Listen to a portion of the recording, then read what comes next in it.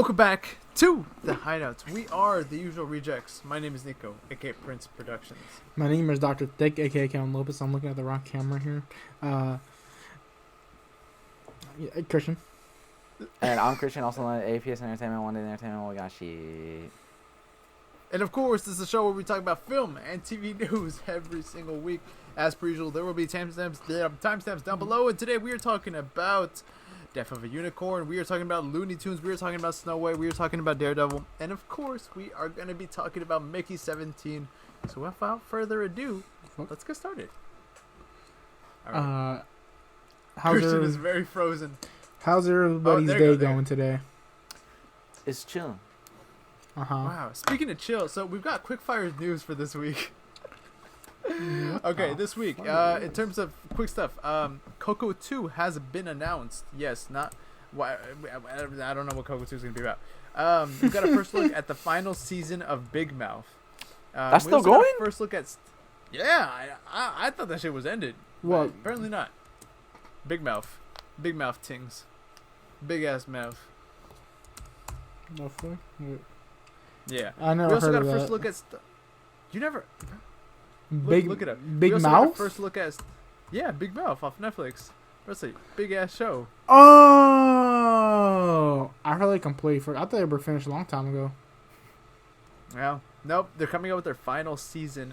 We also got a first look at Star Wars Visions Season 3 or Star Wars Visions 3, whatever.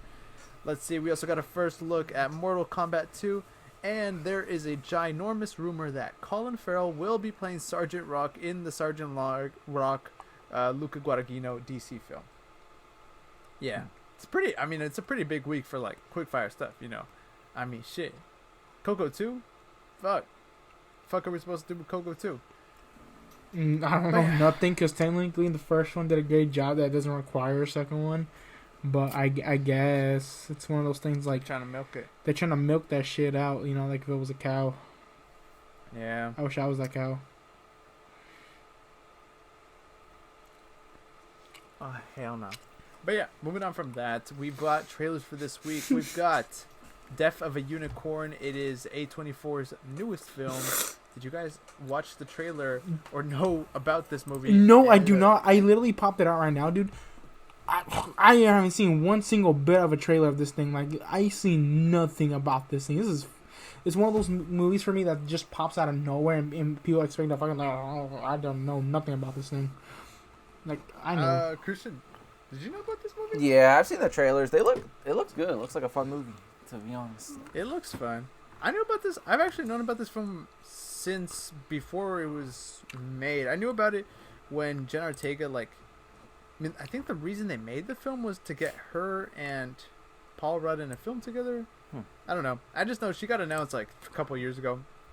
But sadly, it has currently debuted with a 64% on Rotten Tomatoes. Nah, I was going to say that next. I was like, damn, bro. Kind of... It's a little toughy. Even though it does look good. It does look good. I mean, it's T24. 64%, I don't know. That's a horror and comedy show? I mean, comedy movie? Dark comedy type beat. Yeah. We also got a trailer for The Toxic Avenger. It is a reboot based off the original movie by the original title with Peter Dinklage as the Toxic Avenger. Did you guys see this trailer? I saw like a bit of it, like a little snippet. Toxic Adventure. What'd you think? I don't know. I don't really. I never really feels... got the Toxic Avenger movies, if I'm being honest. Wait, there's more than one? Yeah, there's like a shitload. It's like a whole franchise. What the fuck? Really? But it's like no one knows. No, it's like those. It's just like B-movie schlock that like no one knows about. Like nobody knows. Yeah, about I don't know who the hell this guy is. So. I mean, I don't know. This movie, like, I don't know. It feels like one of those like grimy, raunchy, like 90s concepts. You know, like Cabbage Patch Kids. Yeah, like just. That's not something for me, to be honest. I don't think so. I don't think it's something for anybody our age. No, anybody for that matter. You're right. I mean, did you hear how like they couldn't even find the movie couldn't get bought because no studio knew how to market it? I mean, but that's true. How do you market this? Like, yeah. who's the demo? Who's the demo? I don't know. Is it rated? Wait, is this rated R? Or I no? don't Yeah, know how you 100%. market this thing. I'm looking at it right now. I don't know how you do mark this thing. It looks weird, doesn't it? Yeah. I don't know. It looks gross.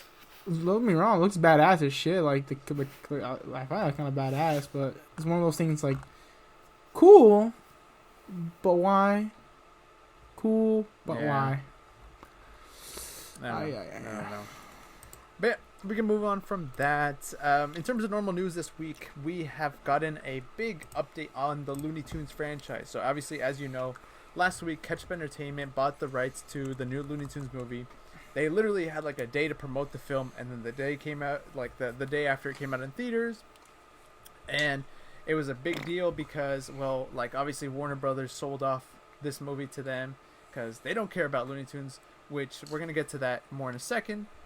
And at first there was big rumors that this film was only going to be in theaters for like a week. Some crazy shit like that. But currently, what do you guys think the box office for this film has been? It's probably not that good to be honest. They didn't market it like at all. Like at No, all. but, I mean they only had like a day to market it. They had just or something. It was something like that. It probably has made like $5 million. $5 million. 5 million, Kevin. I say 2 million. Now, I mean, hey, it made 7 million. Okay. It's a little bit better. It's a little bit better than what people thought. I mean, how much? Let's see. What was the? Let me look up the budget. I don't know how much. Guarantee you it's like oh. 50, 60, something like that. No, 15. Oh 15 shit! million. It might actually make its So money back. yeah, they actually could. And with Ketchup Entertainment, right? There's also a big rumor going on right now that they're also gonna buy. They're in talks to buy Coyote versus Acme, which obviously that would be good. That would be ideal, right? Because clearly Warner Brothers just doesn't give a shit about the Looney Tunes franchise. They're removing all the shows off the movies off Max. It's pretty sad. It's such a big ass IP. It's like. Now, what's wrong with the Looney Tunes, dog? Like, they're chilling. Like, damn, bro. No need to spit on their faces, dog. Like, they did a good job, like, over the years. Like, Yeah. give them some extra credit, at least. This is kind of badass. Nah, bro, they're fucking weird about it. But yeah, I mean, we can move on from that though. We've also finally gotten the release of the highly anticipated. I mean, Kevin really was excited for this one, Snow White. Oh, yeah. I know Kevin was. Oh yeah. He was loving this. I surely do love my Snow White, if you know what I mean. You know what I mean. Hell no. But on a budget of, this is gonna suck, $209 million. What do you guys think the box office for this was? Bro, like 20. I don't think like they didn't want. Is again like they're not. I mean, it's not that they're not marketing it, but they're not like giving anyone a reason to, and it just looks horrendous. Did you just say 200 million? Yep. 209, man. Which, how much money has it made? This came out on the time of this recording like 2 days ago. I think much no is it more made? than fucking like 6. No, I'll do 7 million. No. Well, I mean, you guys are not. You're not far off. It's grossed $16 million worldwide. 60? 16. 16. Yeah. Yo, they're screwed. Oh, I gave it a 7 million, but better than that. But still, that's still bad. That is bad. Why do you need a $200 budget? $200 million budget?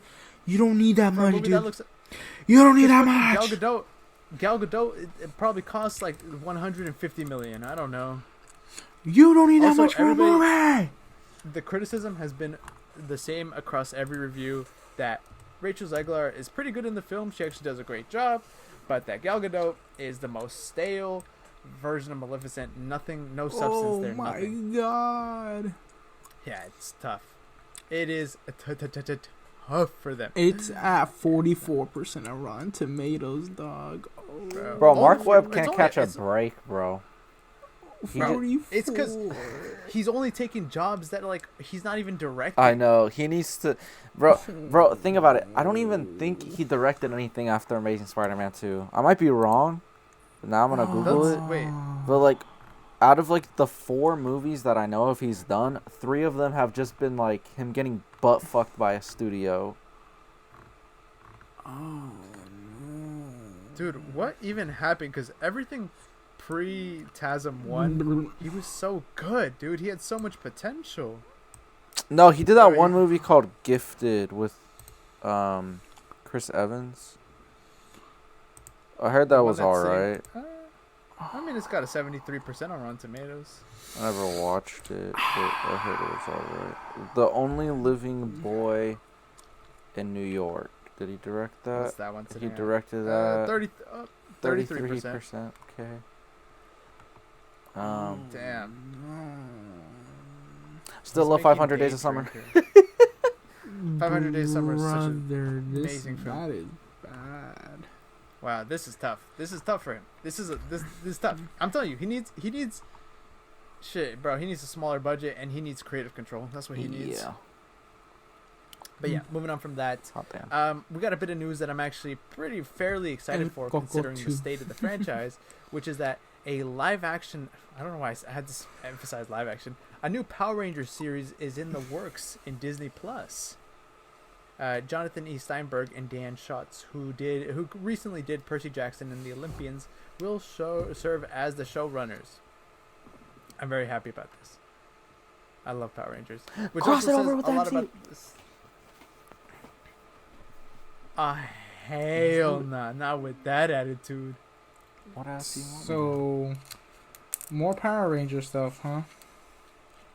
Yeah, but okay, wait. Well, right now the Power Rangers franchise is kind of at a shitty. It's in a shitty place. Mm-hmm. Hasbro's auctioning off all the props and everything. They pretty much canceled the franchise, but I guess it kind of seems like the rights have gone to Disney now. It's a little bit up in the air, to be honest with you. I mean, honestly, seems like at Disney it'd be in good hands because, like, Oh yeah.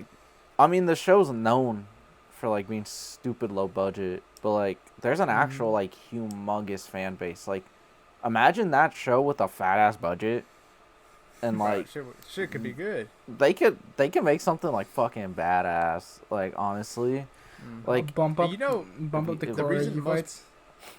The reason most people know Power Rangers is because of Disney, because they own the rights to it for a long period of time, and that's where they produce their biggest shows. oh really? That's where, like, yeah. Oh, yeah. look at that. I know. Y'all ever that's what I'm watched the saying, it's Power insane. Rangers Ninja Turtles crossover episode? That shit's crazy. Of course. That shit was So badass. strange, bizarre. Yeah. And then the girl turtle that we don't talk about, except I talk about. She never shows up again. Oh, And she even has little. What the? all right, Wait, hold up. We're What moving on. the? We're moving. What the fuck? A Power Ranger girl? What the? Huh? I ain't Ca- talking about ca- the Power Rangers. We're just not gonna acknowledge that. We're not gonna acknowledge that. What did I say? But I want to see what the fuck their model was for this. you don't want to see what she looks like, man. Isn't her Okay, color turquoise? They couldn't even find another fucking color. Yeah. They really chose blue again. Lazy asses. You know how many fucking what colors was her there are? name? Yellow. There's like a billion other primary colors. No, not a billion. Girl I could have chose Ninja something else. Turtle. I forgot her name. It's probably something with an L. Yeah, Or so a P. hold on. Right, girl Okay, so Ninja yeah, Turtle. but moving on from that though, something that we do need to talk about. Something that we do need to talk about right now. Yes. Huh? Okay, something that we do need to go over is that there have been a couple remarks from Netflix CEO Ted Sarandos about Marvel Television and specifically the Defenders, Netflix, Marvel, Daredevil, Jessica Jones, all those shows, right? Mm-hmm. He has said, oh, this is such an interesting quote. It's getting worse. So he basically said that the old Marvel television regime focused too much on saving money rather than making the Netflix shows better. We want, and in that quote, we wanted to make great television. They wanted to make money. I thought we could make money with great television. See, Yes. yeah, that's the thing that no one gets. Like, nobody understands. Netflix was not paying for these shows. It was Disney. Like, Disney was the one paying for all of these budgets. And at the time, Mike Perlmutter was the one in charge of Marvel Entertainment, not Feige. They were two separate... Well, at the time, right when the show started, they were one entity. But in 2016, Feige went to Iger and told them to separate. So Marvel Studios literally became its own division, separate from Marvel Entertainment, under Mike Perlmutter. And Mike Perlmutter is notoriously one of the cheapest fuckers on this planet. And there's literally a famous story about, like, some, I think it was, like, for Thor the Dark World or something, but it was for, like, it was for an MCU movie where the after party, he was standing at the beverage bar regulating how many cups of soda people could drink. No way. It's a real fucking story. So, yeah, like... This is nuts. It sucks that, like, yeah, these shows could have had more of a budget, because with the way he's saying that, it does seem like Netflix was possibly being like, hey, we'll give you extra money, but they were just like, nah. I mean, that's what I'm interpreting it as, is like, I mean, shit, y'all need more money? You all are fucking Marvel. We want your shit on our platform. I mean, like, when Daredevil got canceled, it was the third or fourth highest watched Netflix original. Damn. It was like, it's not even how... I mean, yeah. And on top of that, Daredevil was, like, I think within their top, or within their first 5-ish original shows. Like, Daredevil helped pioneer where the streaming service ended up going. Because, like, you know... of course. I mean, it pulled in a lot of fans, especially because it's, like, you know, the peak, like, MCU at the time, right? Yeah. So, I don't know. But did he say anything else? Or just that? It was pretty much just that. I mean, that was, like, the general idea. It's interesting that you interpreted it that way, because the way I interpreted it was, like, he was saying that, like, the shows just weren't good, and he was just kind of shitting on them, but I didn't, you know. I mean, they're great. I don't like, they're, like, honestly... I know, but that's just the way I interpreted his specific I mean, like, so if that is the way he's going about it, whatever. I mean, like, the thing is, like, there's so much schlock on Netflix, so it doesn't...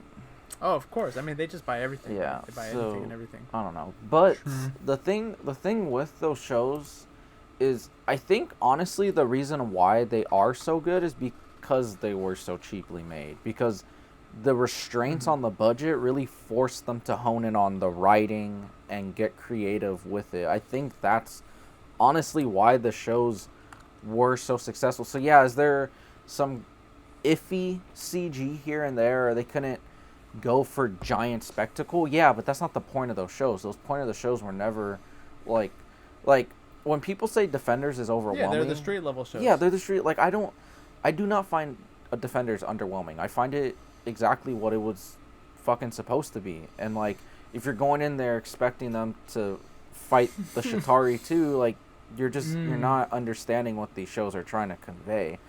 And Defenders is anything but underwhelming, because what these shows were always about was, like, humans, people, relationships.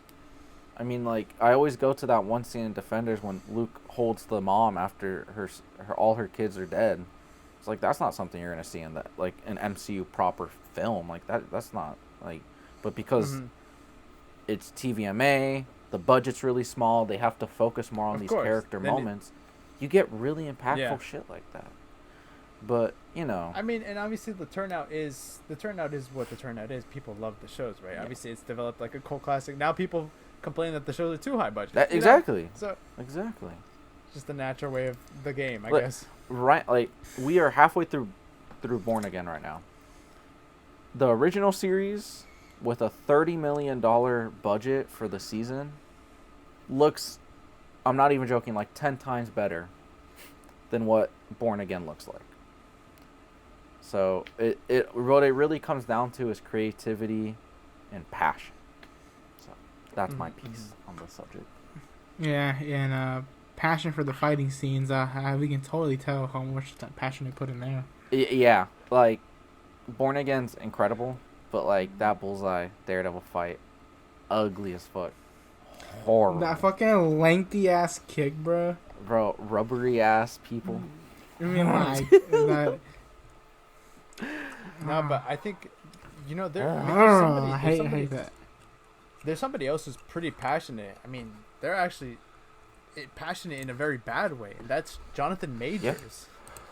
Oh Because shit! This guy, I heard this about guy this. being the actual dumbass, like after months of his PR team trying to cover up everything, which by the way, there's no way it's getting covered up, right? Whatever. This guy, being the actual fucking imbecile he is, went on a podcast and admitted to strangling his ex-girlfriend. I didn't know that. I just heard that the audio came out. That's all I heard. Oh, it was the audio. It was the audio. Oh, so he wasn't in an interview? Yep.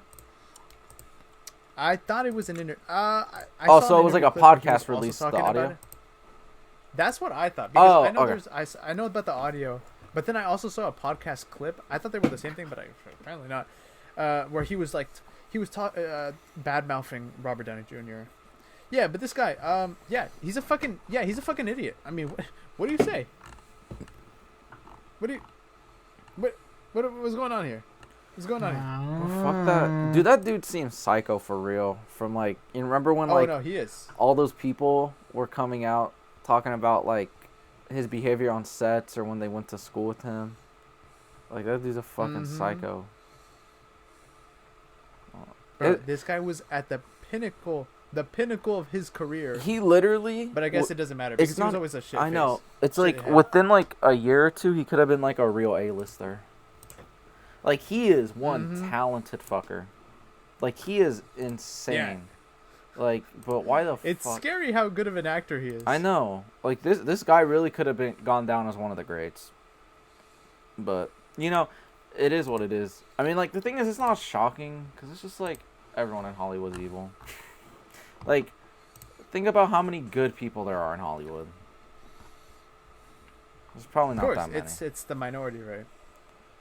Like, yeah, I mean, it's just crazy though because like I feel like the narrative, like way after the whole court case happened, really did shift, and people were even starting to feel bad for him. But obviously, like, I don't know where that narrative derived from, considering, like the evidence was there, Yeah, it's not. It wasn't because he didn't footage. He wasn't found guilty in court, right? I'm pretty sure he was. Yeah. He was. Like, I mean, even if he wasn't, like, I don't know, like, there was way too much evidence to kind of be like, oh, no. Yeah. I don't know. It's bad. But yeah, I'm moving on from that. So we've got a couple releases this week. Last week I did bring up The Electric State, and well, the Russo brothers, they just gotta go and talk. They just gotta go and open their mouth. Sometimes it's not the best thing to do, especially when they came out and they were talking about how they actually used AI in The Electric State for voice modulations. And specifically, they said something along the lines of, "It's something any 10-year-old could do after watching a TikTok." $320 million was the budget of this film, by the way. So with that logic, y'all don't need 320. No. Y'all just need a TikTok app and your cameras, and y'all fucking chilling. You can do it. You can make this movie, which is sitting on a 15% on Rotten Tomatoes. 15? 15. Yikes. And I finished the film. Oh, you actually? Yeah, I did. And what I said last week, nothing has changed. This film is just very bland. It's not a terrible movie. I think 50% is very low for what it is. But like, for $320 million, this is not the product I'm expecting. Honestly, like, this is a background movie. I think that is I think there's two reasons why the tomato meter is that low. Tomato meter. One, I think it's because of the budget, and two, I think it's because it's Anthony and Joe Russo. Because it's like, okay, these are guys that have proven themselves in the past to make excellent blockbusters, right? Yeah. So then it's like, okay, what, like you guys have made movies with big scales and big budgets before, like what happened? And then two, I think the more likely culprit is a lot of people already knew how expensive this movie was going in. Yeah. In fact, that's pretty much the only reason anyone was talking about this movie. Mm-hmm. I think as a critic, when you're sitting there and you're consuming so much like film, media, TV, whatever, and you're just constantly seeing all these big budget movies, like as of late, just having like no soul, no blah blah blah, or just not like just all these like bad CG, bad, and obviously like I haven't seen the movie, so I don't know what like the specific problems are with it, besides of what I've heard. But like this is, I'm just talking broad sense on like blockbuster, like these are the issues with blockbusters, like, you know, the bad CG, the not enough emotional stakes, dull characters, boring, everything's just safe and sanitized. That's the best way to phrase it. Mm-hmm. You're sitting there constantly consuming this, and then one of the biggest budgeted films of all fucking time just gets dropped in front of you, and from what I've gathered from the reviews, it's just a nothing burger of a movie. I feel like that would just kind of tip a critic over the edge and just be like, what the fuck? Well, of course. Because you have unlimited money and great talent. There should have been something. Yep.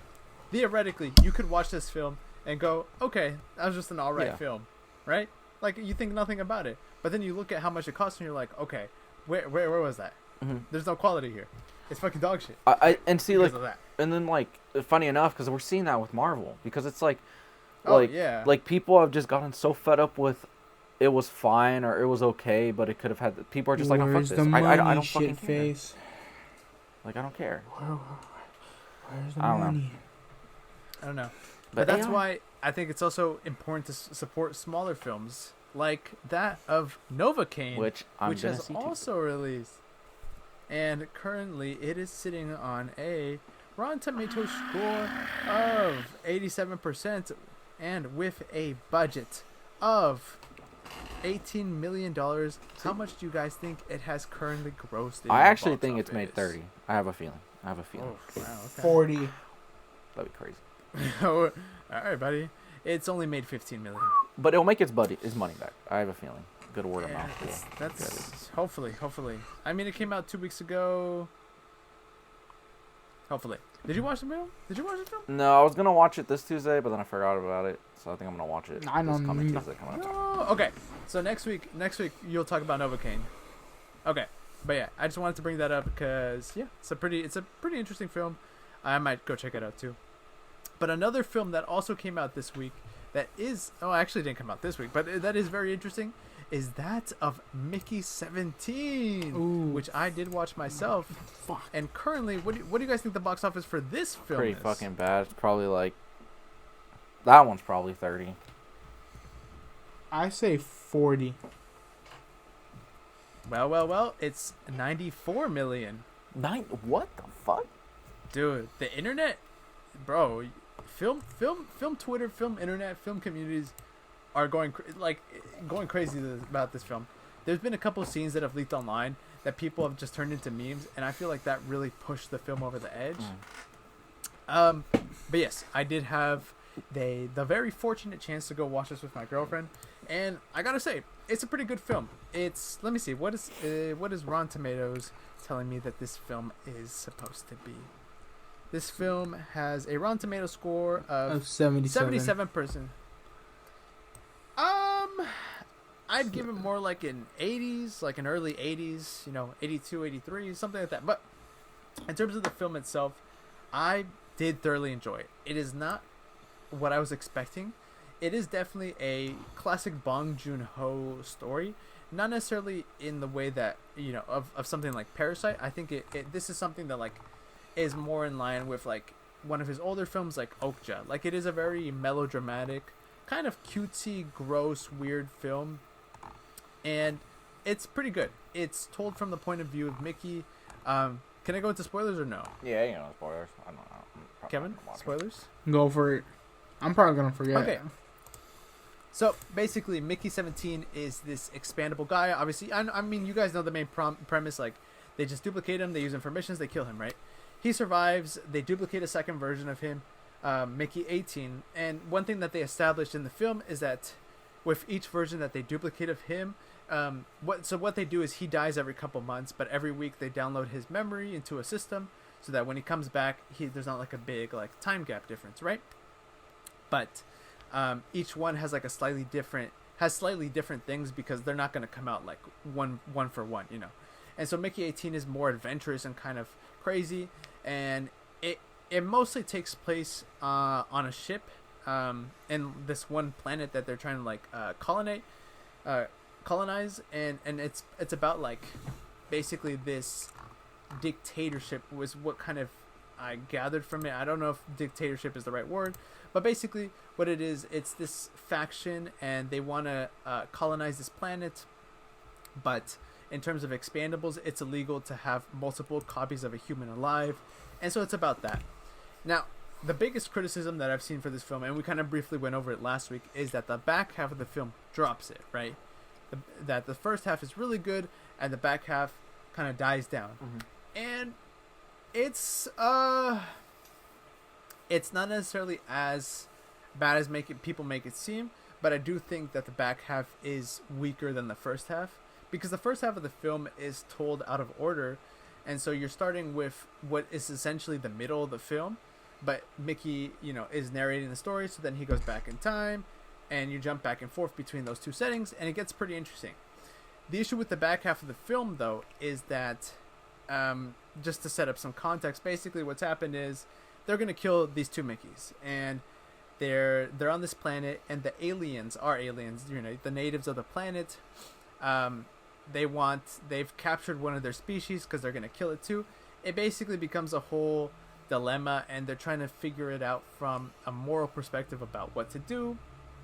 And it's kind of, think about it in line of like 12 Angry Men, where people are just sitting in a room talking, right?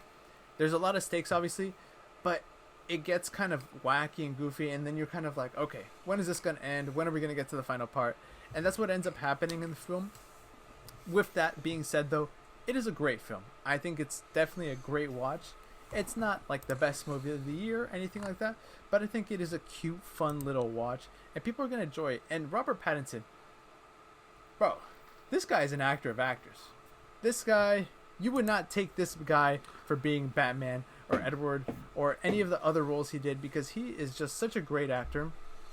He did say in an interview that he was trying to, his accent in the film is supposed to be based off Steve-O, but it kind of sounded more like Steve Buscemi, which I don't mind. He still sounds great in the film. The cast, even though it is relatively small, and the two main characters are Robert Pattinson and Robert Pattinson, still does a great job. And he does a great job at playing. He does. I mean, he's just the GOAT. He does a great job at balancing these two different, same but different characters. And there's a lot of chemistry in the cast. It's a fun film. I do recommend it. Yeah, that's my little spiel on Mickey 17. Let's go. But besides, Let's go, Mickey. okay, Mickey Barnes. Honestly, I think I make. Well, is it? It's not on streaming shit. Any streaming service right now, right? No.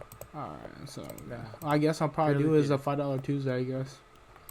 Yep, that's what you gotta do. It's the only way to do it. So we did. Honestly, yeah. But yeah, moving on from Mickey 17, another piece of property that has come out this week, obviously, is Daredevil Born Again. We're going to continue on with our trend about talking on Daredevil in the show. But before I actually let you guys get into the review, I want to talk about some things in relation to the show. First of all, John Bernthal has made some comments regarding the show because, spoilers not spoilers, he has finally shown up. He's finally made his appearance. And he was basically saying that the original version of the show before the reshoots was just bad. He didn't sign on because he didn't like it. he disliked the character, where they were taking him. You know, big ups him. Mm-hmm.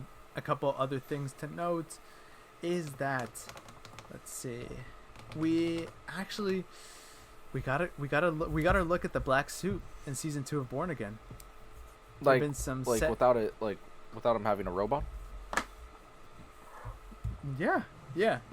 There's been some leaked photos. You clearly, I mean, you don't see any detail besides the fact that it's just a black suit. But yeah, there's been leaked photos of it that have circulated online. Look at that. That's awesome. Let me see if I can find. It looks like he's swimming of sorts. Oh, he's in the water. What are you doing at the beach? Damn, bro, he looks like a mythical creature, dog. He actually does. Like, caught the Loch Ness monster there. Bro, look like a chupacabra, bro. But yes, what episode are we on? We're on like 4 or 5 or something. 4, right? I think this week that's coming up. Yeah, this week that's about to come up is gonna be like episode like 5. Yep, that is the next episode after 4. Ooh. But yes, Daredevil Born Again, episode 4. What do you guys think about it? Let's hear it. I think that was my favorite episode. Really? In the season so far. Why? Okay, one, obviously that Bernthal and Cox scene was just of course. beautiful, very well done, very well acted, very well directed, all that good stuff. But I just really love everything that was going on with Fist that episode. And like I really like how much humor they've given to Fist's character without it feeling out of tone or like it doesn't feel weird. Like it feels right. But it doesn't feel full force. But it's the way it's set up, because I mean his character is obviously in a position where he can't take all the actions he would ideally like to take. Yeah.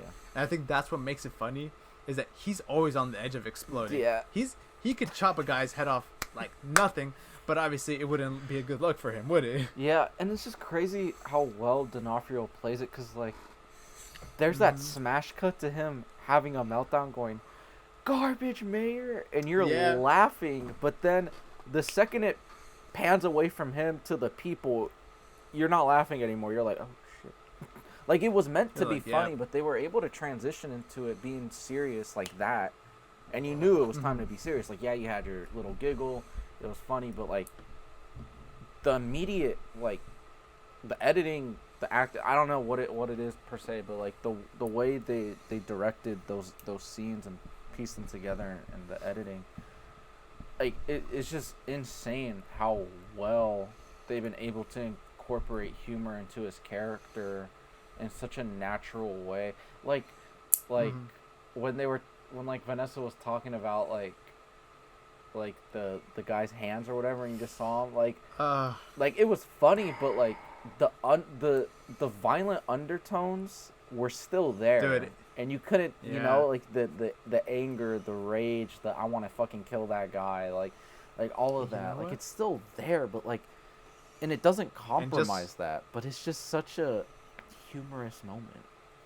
Gosh, can we just talk about that though, Adam, real quick? Yeah, because just when we thought Fisk was gonna, you know, not do something like that, he has this guy in a fucking cage. You know what's so funny, like about that is like the attention to detail, because like you notice how like D'Onofrio like lost weight, so like they wrote it into the show.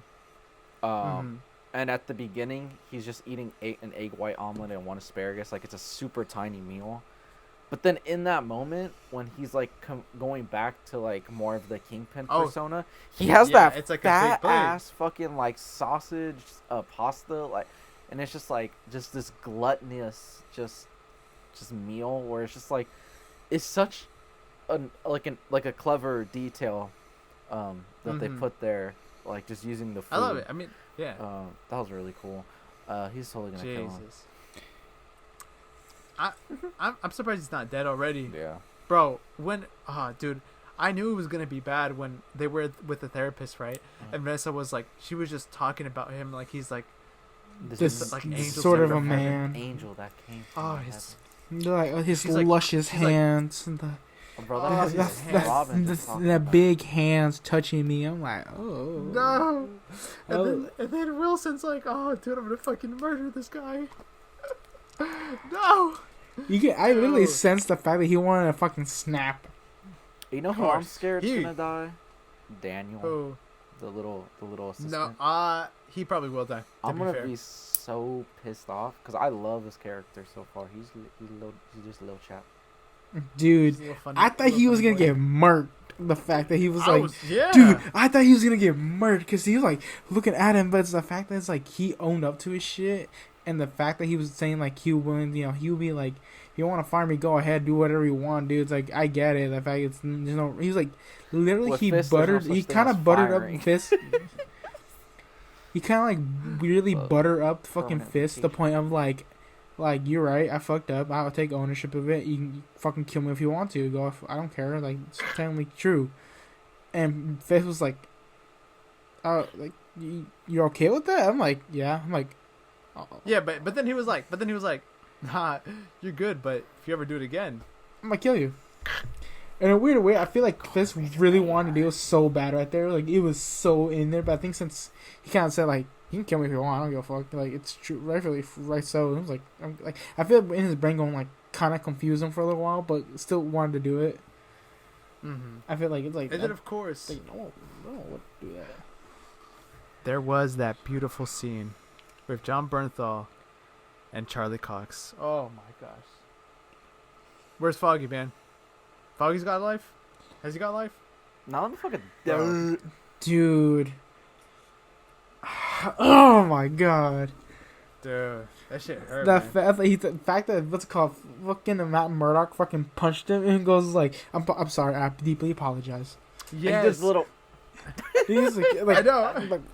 like deeply apologize, dude. So funny. And like, no, like it's like, no, you're good, Red. You're so good, Red. Bro. Dude, I can't wait to see this Daredevil like fight again because we got a taste of him. We got a taste of him a couple episodes And it's ago. like And give me more. he's just- Like give me more. Bro, that when he punched what's his Ooh. face Frank, I was like, oh fuck, come on, this is gonna be good. And old Frank would have just started like brawling him then and there, but Yeah. he let it slide. He just let it Also, happen. I've always loved the idea, right, that like police officers in real life and in the show are obsessed with Punisher. But Punisher But fucking he hates cops, dude. despises them. I mean, shit, it's the whole idea of like, well, if what's it called, like, if cops were doing their job, the There's Punisher no need wouldn't for a exist, right? Punisher, Yeah. But I love the glorification of and how it like is so representative of just real life. But Jesus, yeah, no, that was a great scene. It was very impactful. He called him Red, man. Big callback, right? And bro, I wish they would let like Punisher stay with the long hair because It looks dude, he's cool. got to do the slick back. It does. Look good. It does look cool. And yeah, in the comics, his hair's always slicked back. It's All right. true. Yeah, Jesus. hey, you got these wannabe Punisher guys. He's like, my little, my little community here. Like my little community of minions. Punishers. Dude, can we just say this? The fact that we're all thankful, the fact that he wasn't the main cause, the reason this fucking Yeah, shit for the Because Hector. honestly, yes. dude, can we Oh, appreciate man. that? Because thank Thank goodness. Because like, if it was, dude, I think everyone would have lost their shit. I think that day, and like, You know what's crazy? huh? I completely forgot about it until like after that episode 3 like finished, and then I was like, oh shit. The actor that played the cop that shot him was Bernthal. There's like behind the scenes footage of that scene being filmed, and it's Bernthal. He shoots him, and then he throws his hood Wait. on.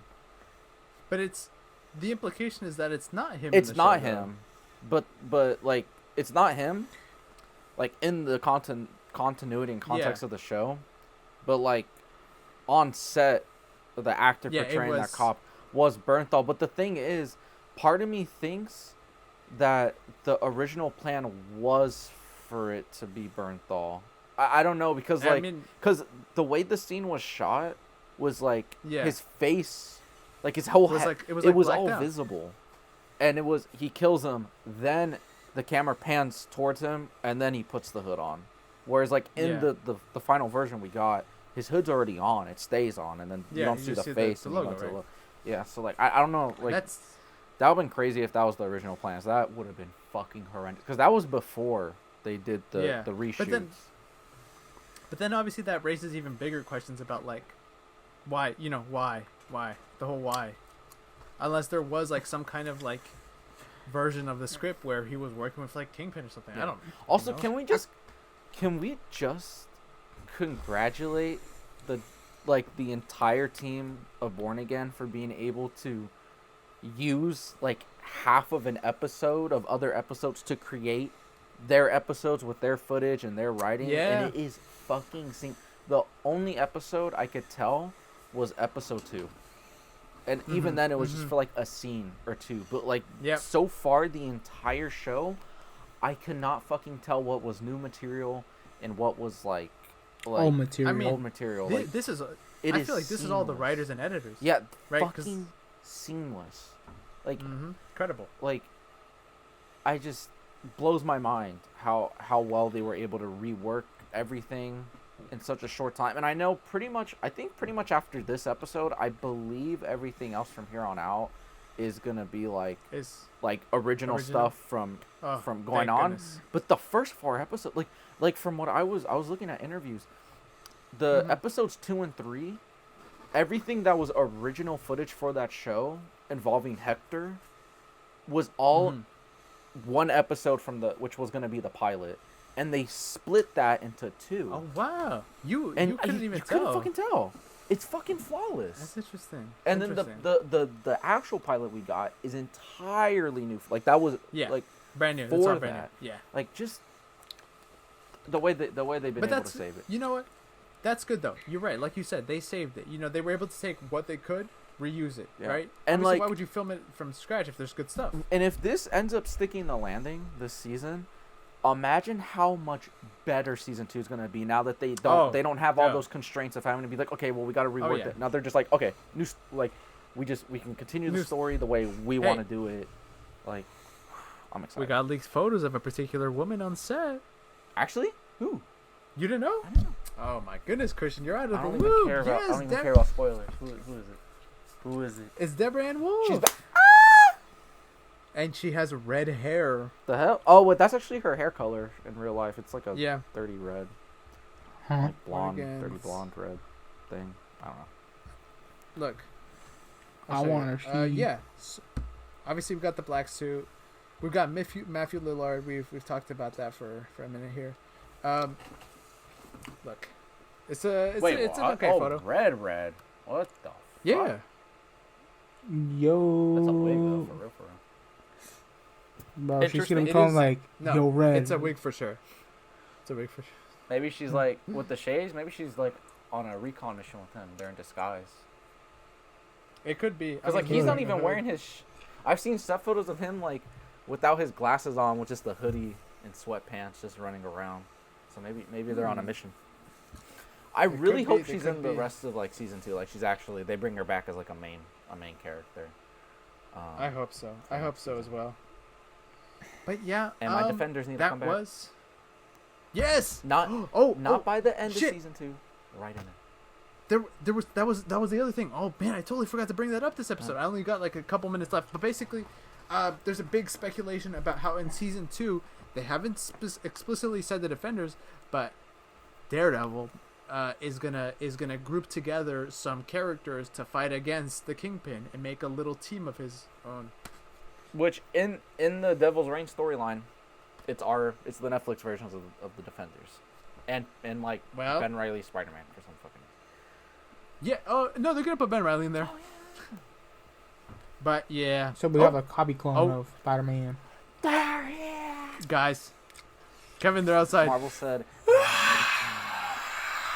We gotta get the fuck out of here, y'all. Go. My name is Neco, aka Prince Productions. My name is Duck Dick, and they're arresting my ass right now.